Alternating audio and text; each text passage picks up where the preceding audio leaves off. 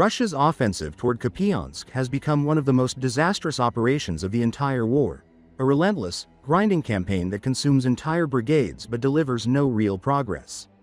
According to RFU News, this prolonged failure is causing unease within Russian ranks, particularly because the commander leading these bloody assaults is a former Ukrainian officer, raising suspicions about his true loyalties.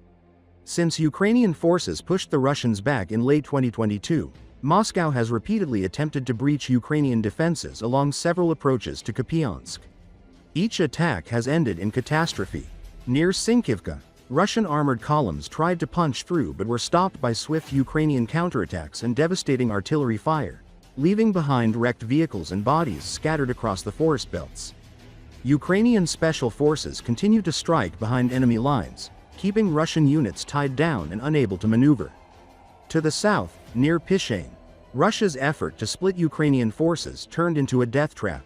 Russian troops are forced through a narrow corridor known as the funnel, where Ukrainian artillery, FPV drones, and ambushes from three sides decimate wave after wave of infantry. Attempts to widen this corridor have repeatedly failed, leaving Russian troops depleted, poorly supplied, and vulnerable.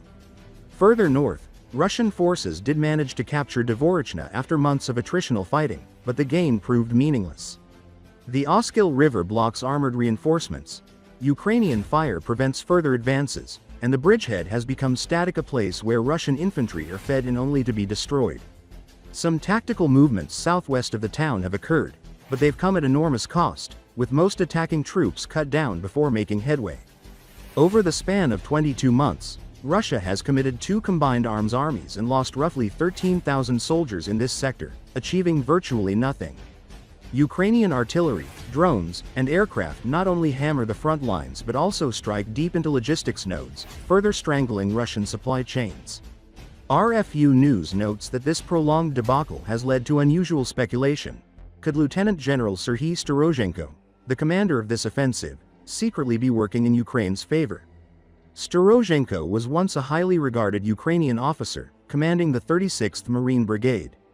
During Russia's occupation of Crimea in 2014, he defected, urging his subordinates to surrender their weapons. He later received Russian citizenship and rapidly rose through the ranks. By 2022, he was in charge of the 35th Army, which suffered a humiliating defeat at Izium.